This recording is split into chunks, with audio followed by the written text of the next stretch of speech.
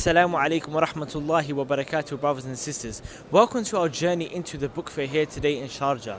The reason why we wanted you guys to come and join with us in this experience is because when our teacher, Ustad Rahman, was studying under his teacher, he was advised by his teacher to go to the book fair and go and look at the books, because it will build aspirations inside of you to go out and seek knowledge, for you to want to achieve the best that you possibly can. And so our teacher, Ustad Rahman, he advised us on the same thing as well. So we came out today and we came to show you guys the same experience that we went through many years ago when we first came to the book fair, and we were told by Ustad Rahman, to buy books in the Arabic language. And this was at a time when we couldn't even read Arabic. We didn't know grammar, we didn't know language, we didn't know any of that. So he told us to go for the most complicated ones. Why? Because he said have it there in your library as aspirations, as hope that you will one day get there. And after years went by, eventually we got to a point where we can read these books, and we want you guys to also join in this kind of aspiration, so one day you'll be able to go out there and study the religion and also read books which you never thought you'd be able to do in the Arabic language. So come and let's see what you'll experience. This book is called حياة السلف بين القول والعمل. The life of the Salaf. The life of the Salaf in terms of the speech and the actions. It's a very good book, because sometimes when you hear about the manhaj of the Salaf, and you hear these quotes, it could be a bit theoretical.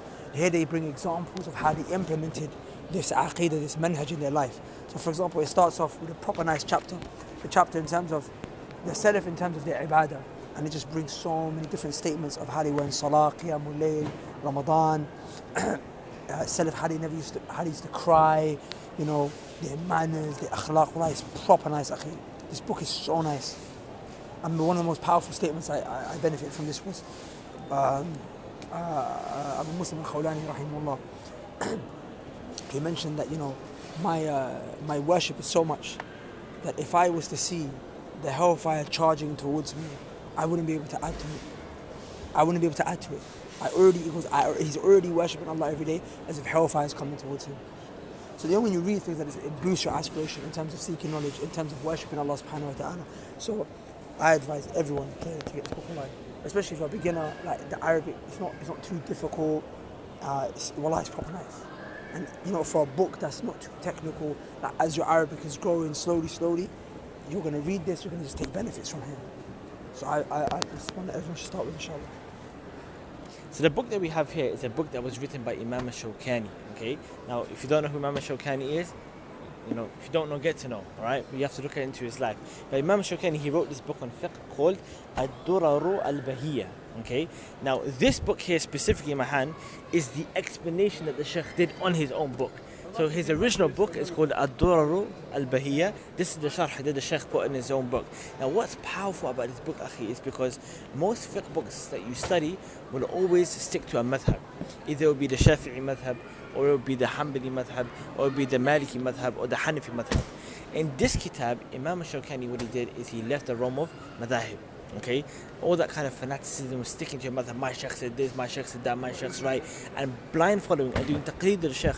Imam Shawkani, he left that, and rather what he did is that he stuck to athar, he stuck to a hadith.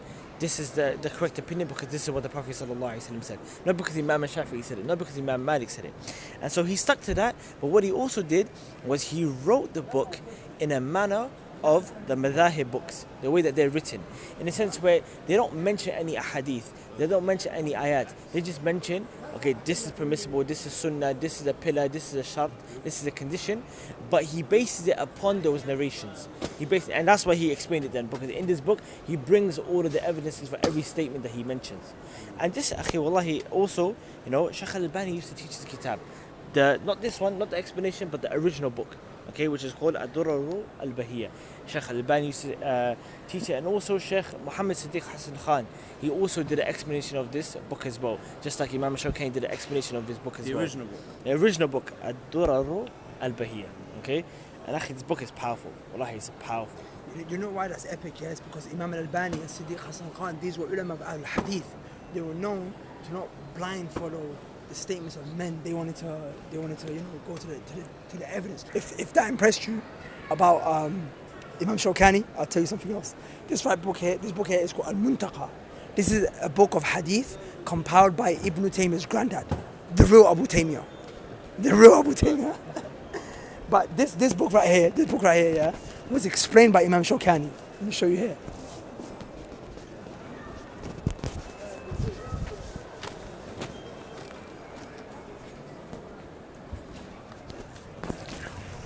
This book here, yeah, is called Nail al-Awtar. Nail al-Awtar, yeah? Imam Shawkani is explaining that book by Ibn Taymiyyah's granddad. This book is a book in which he combined between all the various different sciences. He's the science of hadith, usul al-fiqh, qawaid al-fiqh. He literally brings all of the sciences together, and he basically goes into fiqh from that angle.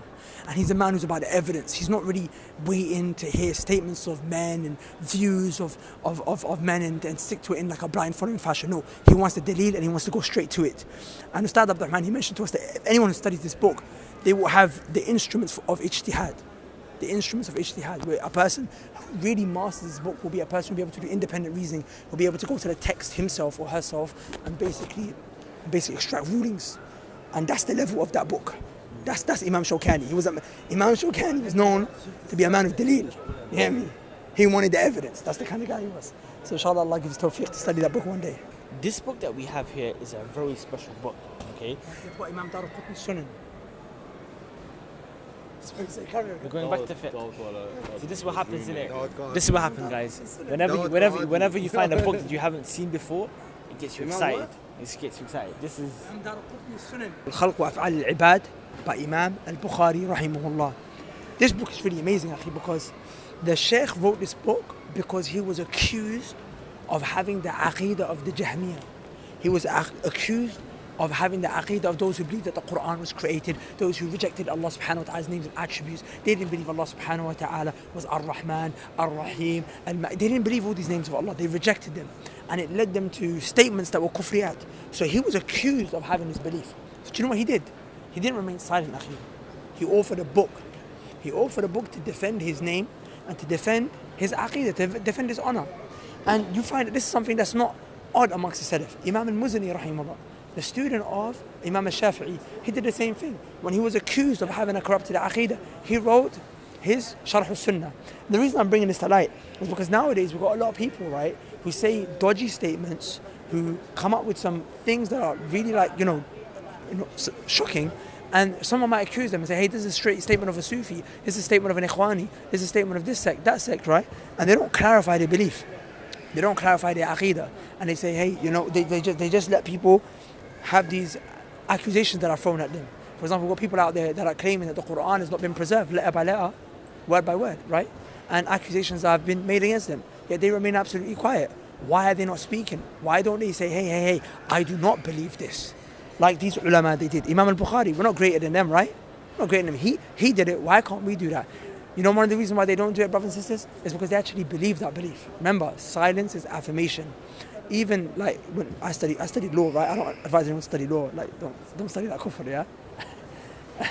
But when I studied law, one of the things that we learn is that if you go to court and the guy places you on the stand and they ask you, how do you plead, guilty or innocent? If you remain silent, they'll take it as if you pleaded guilty.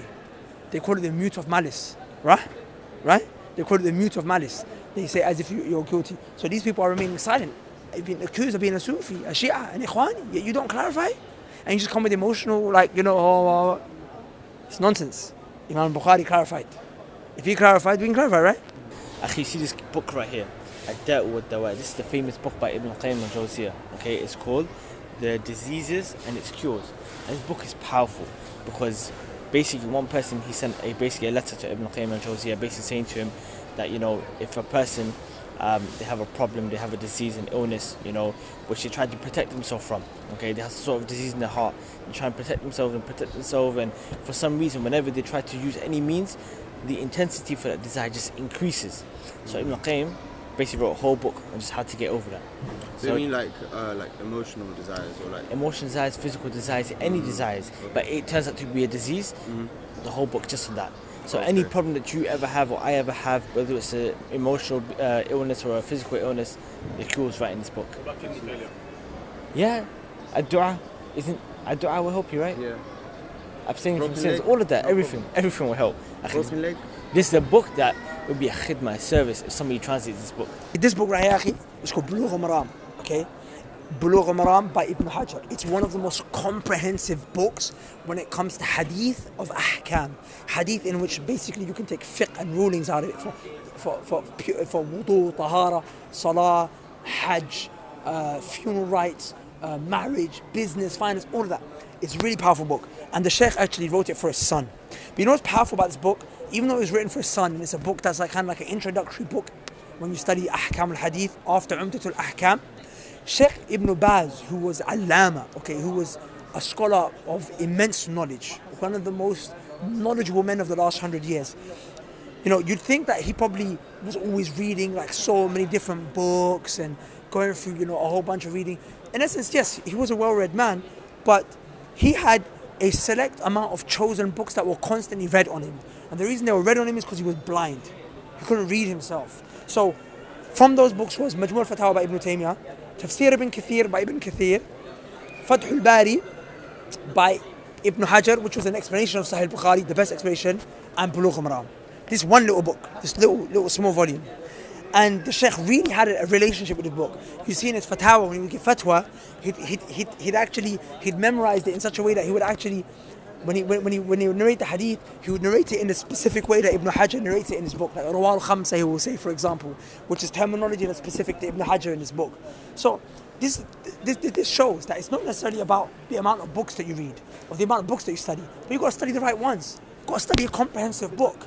And if you can get a comprehensive book like this and master it, then you're kind of on the path towards, you know, the kind of path Ibn Baz rahimahullah was on.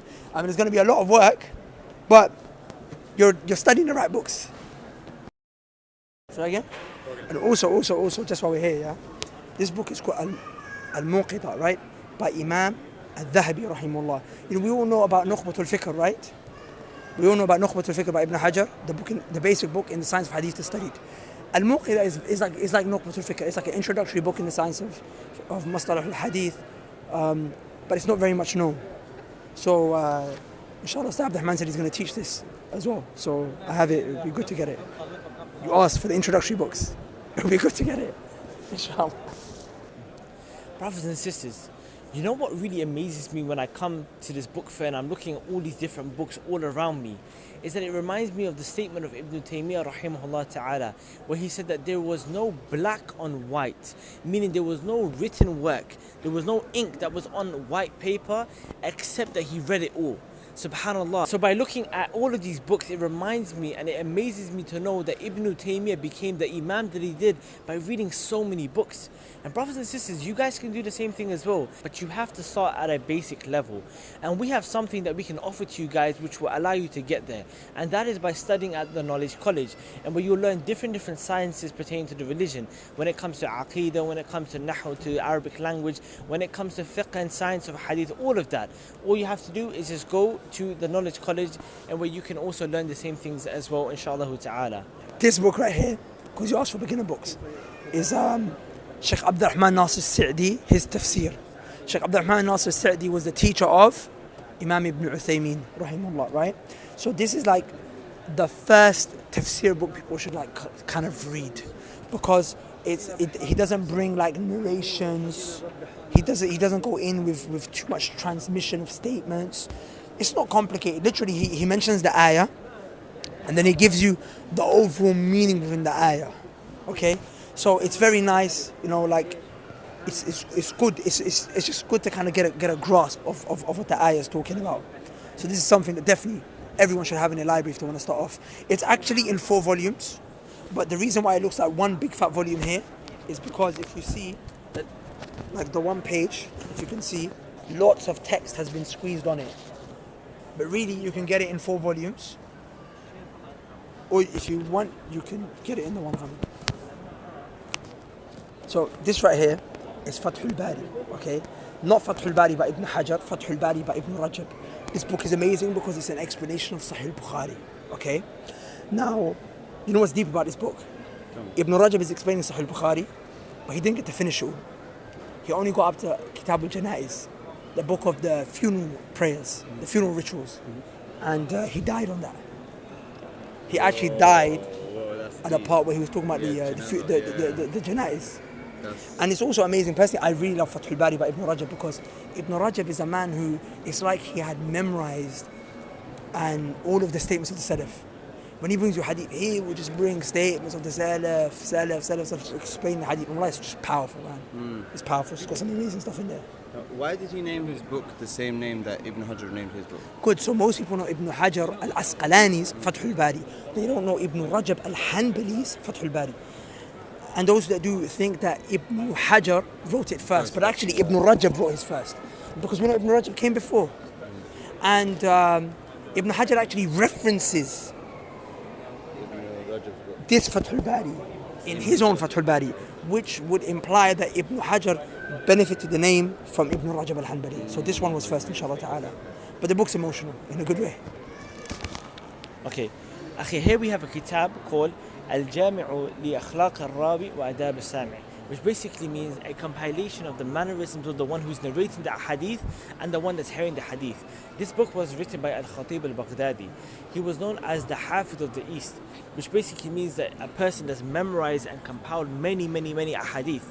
And this book basically deals with the virtue of knowledge and mannerisms that a talib al-ilm, a student of knowledge, should come with. The one who's narrating the hadith and then the one who's listening to the hadith that's being narrated. At the very same time when al-Khatib al-Baghdadi was alive, there was another imam. And the imam is also the book which you have in your hand.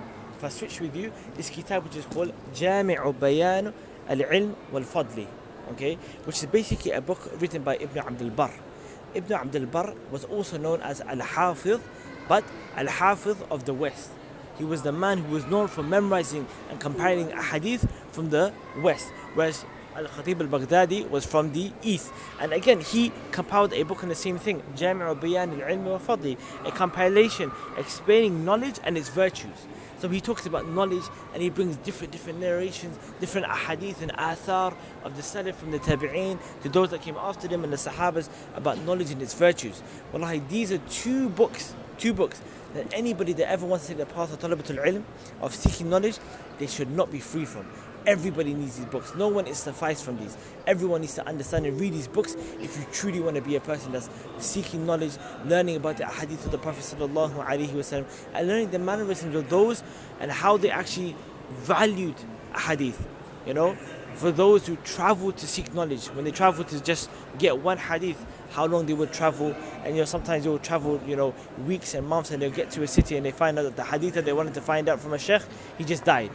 They literally get there and they have to read the janazah of the sheikh who they wanted to take that hadith from. So these books, they really show you two things: the importance of knowledge, right, and having high aspirations. Because you see how these people, how these scholars, the ulama, they struggle just to retrieve a hadith, and wallahi, how easy it is for us to retrieve hadith now. It's all over the place. Read the book, read it. Go buy it now. Go buy it. Sisters always ask, what kind of a spouse should they look for marriage? And being in this book fair with all of these Islamic books behind us and seeing all of these students of knowledge that I've seen today purchasing these books, it reminded me of a quote of Shaykh al-Albani. Imam al-Albani said that every woman should aspire to marry a student of knowledge.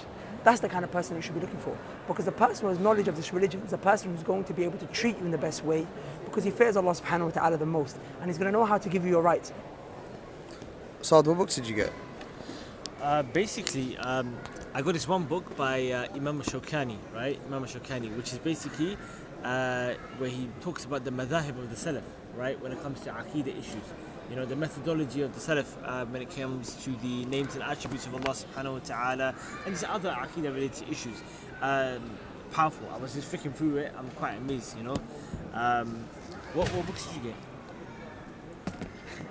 I'm really pleased, because I've been wanting to get Sheikh Abdul Karim al-Khudayr's books for a while now, and every shop I go to is always sold out because Sheikh Abdul Karim is exclusive like that.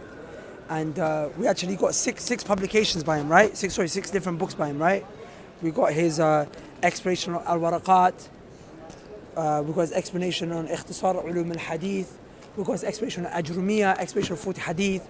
So for those who don't know, like Sheikh Abdul Karim is one of the most knowledgeable people on the face of the earth today. And this is something that Ustad Abdul Rahman told us. he mentioned that Sheikh Abdul Karim al-Khudair is one of the most knowledgeable people on the face of the earth today. He's still alive. He's still alive. He's still alive. It's from the legend to Da'ima. And yeah, like everyone always just talks about Sheikh Abdul Karim. So I've never ever read one of his books in my life, but I've always heard so many amazing things about him. So inshallah, and it's really good because he's explaining the basic books like Ajrumiyya, which is the basic book that you study. Al-Waraqat is the first book that you study at Usul al-Fiqh. 40 Hadith Imam Nawawi is like the first Hadith book that you study. Do you understand? But the thing is that he explains it in such a scholarly way where if you read his sharh, if you read his explanation, you're not going to walk away on a basic understanding. Like you're going to understand that basic book in a deep way. So I've been told. Like I said, I haven't read it personally myself, but inshallah I'm going to be going in. So that's me personally. I'm very, like my whole trip is worth just these books. It's worth just these books. So I just want to say that, that even this book, just looking at it, when we saw it, and it really caught my attention, right? Which is basically, it's called Tarbiyatul Mar'ah, right? The cultivation of women, okay? How a woman should be cultivated in Islam. And it's basically just collections taken from the works of Imam Ibn Jawzi rahimahullah ta'ala. And it's powerful because it talks about the cultivation of a woman when it comes to her parents, the cultivation of a woman when it comes to marriage, when it comes to her society, her friends, when it comes to work, when it comes to seeking knowledge, how she should be cultivated, how she should be as a person, as a mother, in work, as a mother, all of that. And I think this is something, inshallah, if we can, present this to the Muslims back home in the UK, and it's taken from who? Whose works? Ibn Jawzi rahimahullah ta'ala. Ibn Jawzi. If you don't know, get to know. He's got so many books. He's got so many books that they haven't even been published yet. I remember from one of his books, they mentioned that he said that I've written over 1,000 books. Really? I thought it was 200. It's 1,000, yeah? Yeah, I read in one of his books. Which book? He said, I know 200 different sciences. That's what he said, right? 200 different sciences. Yeah, he said. Don't know. So like science would be like grammar, hadith, science of hadith, usul al-fiqh, usul al-tafsir. He said, I know 200 different sciences. But he goes like, the level of the people is so low that I can't speak to you about them. Do you understand?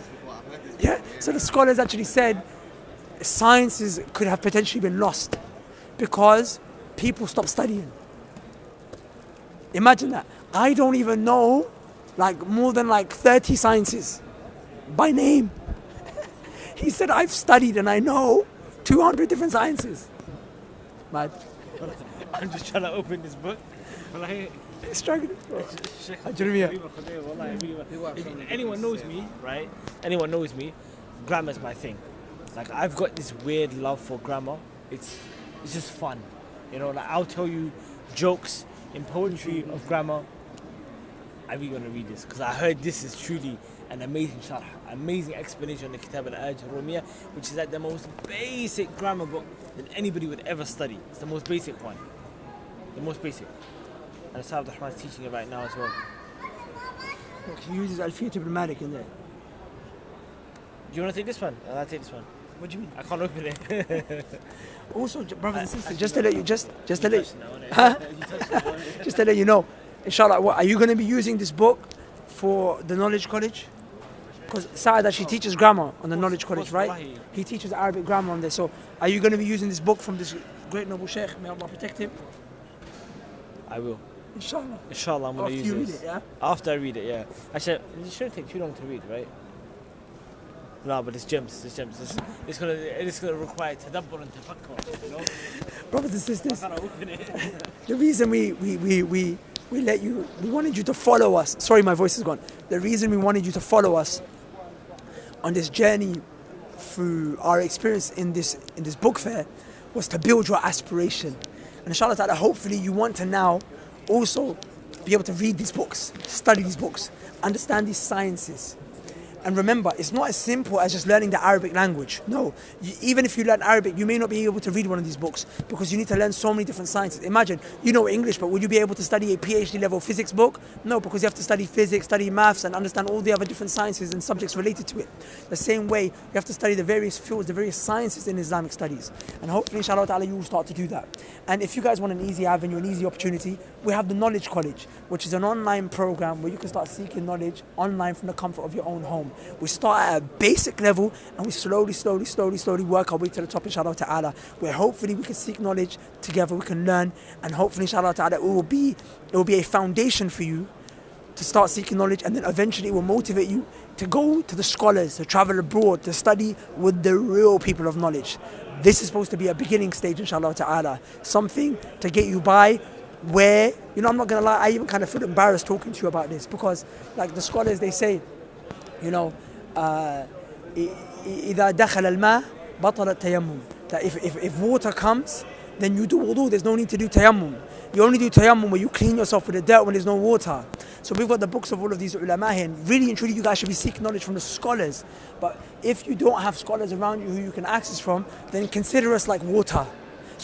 Consider us as like the tayammum, the dirt that you use in the absence of water. But if you can go to scholars and students of knowledge who are solid, who are certified, such as, for example, our teacher Sheikh Abdurrahman Hassan, Hafidullah, Sheikh Abu Suhaib in the UK, and many others, if you can go to them, then go to them.